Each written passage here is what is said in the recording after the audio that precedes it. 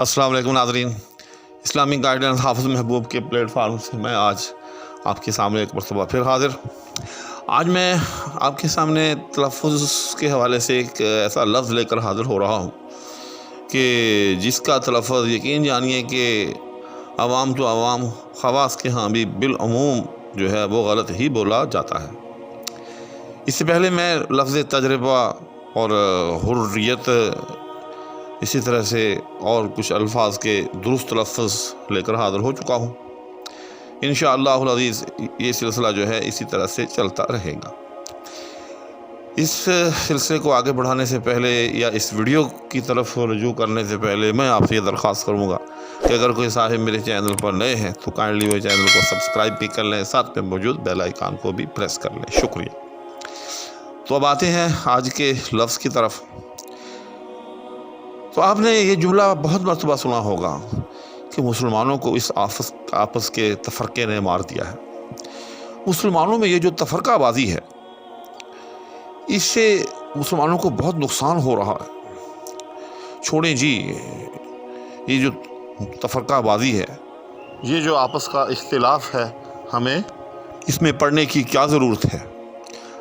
ارے بھائی، اپنے بچوں کو تفرقہ بازی سے دور رکھو۔ اور پھر وہ قرآن کریم کی وہ آیت وَاعْتَصِمُوا بِحَبْلِ اللَّهِ جَمِيعًا وَلَا تَفَرَّقُوا، کہ اللہ کی رسی کو سب باہم مل کر مضبوطی سے تھام لو اور آپس میں تفرقہ نہ کرو۔ یہ وہ ترجمہ ہے یا یہ وہ تلفظ ہے جو میں سمجھتا ہوں کہ بڑے بڑے اہل علم کے ہاں جو ہے یہ سنا اور دیکھا جاتا ہے۔ لیکن یاد رکھیں کہ لفظ تفرقہ اور اس کا وہ تلفظ جو میں بار بار کر رہا ہوں، تفرقہ، یہ غلط ہے۔ جی ہاں، یاد رکھیں کہ یہ جو تفرقہ کا لفظ ہے یہ بھی بعین تجربہ کے وزن پر ہے۔ جی ہاں، جس طرح سے تجربہ ہم لوگ پڑھتے ہیں اور کہتے ہیں، حالانکہ جیسا کہ میں نے اس ویڈیو میں بڑی تفصیل کے ساتھ بیان کیا ہے کہ وہ تلفظ غلط ہے، درست تلفظ جو ہے اس کا وہ تجربہ ہے۔ اسی طرح سے یاد رکھیں کہ تفرقہ جو ہے یہ تلفظ غلط ہے۔ جی ہاں، اس کا درست تلفظ جو ہے وہ تفرقہ ہے۔ جی ہاں، بالکل بعین ہی اسی طرح سے جس طرح سے تجربہ جو ہے اس کا درست تلفظ تجربہ ہے، اسی طرح سے تفرقہ جو ہم کہتے ہیں اس کا درست تلفظ جو ہے وہ تفرقہ ہے، یعنی فاعل۔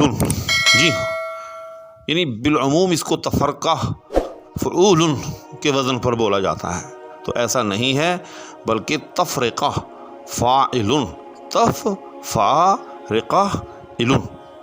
تو جب بھی لفظ تفرقہ کو کہیں باندھیں شاعری کے اندر یا ویسے گفتگو کے اندر اس کو بولیں تو اس کو اپنے فاعل کے وزن پہ جو ہے وہ بولنا اور لکھنا ہے۔ اب دلیل کے طور پر میں آپ کے سامنے کچھ قدماء کے اشعار جو ہیں وہ رکھتا ہوں۔ سب سے پہلے میں آپ کے سامنے نظیر کا شعر رکھتا ہوں۔ تفرقہ ہوتا ہے ایسا بھی گلندام کہیں، میں کہیں شیشہ کہیں ساقی کہیں جام کہیں۔ تو آپ نے دیکھا کہ یہ فاعلات فاعلات فاعلات فعل، فاعلات فاعلات فاعلات فعل، تو یہ اس بحر میں ہے۔ دوبارہ پڑھ دیتا ہوں۔ تفرقہ ہوتا ہے ایسا بھی گلندام کہیں، میں کہیں شیشہ کہیں ساقی کہیں جام کہیں۔ اسی طرح سے واسوخت آباد کا شعر ہے۔ صحبتیں تھیں نہ تمہیں تفرقہ پردازوں سے، صحبتیں تھیں نہ تمہیں تفرقہ پردازوں سے، دور رہتے تھے ہمیشہ خلل اندازوں سے۔ تو یہ بھی اسی بحر کے اندر ہے۔ آپ نے دیکھا کہ یہاں بھی درست تلفظ جو ہے وہ تفرقہ ہے۔ اور کیا مزہ ہو کہ اگر غالب کے ہاں سے بھی آپ کو اس کا درست تلفظ جو ہے وہ دلیل کے طور پر بتایا جائے۔ غالب کے کلام میں سے چنانچہ ایک شعر عرض کرتا ہوں۔ غالب کہتے ہیں، فرداؤ دی کا تفرقہ یک بار مٹ گیا، فرداؤ دی کا تفرقہ یک بار مٹ گیا، کل تم گئے کہ ہم پہ قیامت گزر گئی۔ تو اب آپ نے دیکھا کہ ان تینوں اشعار کے اندر جو درست تلفظ ہے وہ تفرقہ ہے، نہ کہ تفرقہ.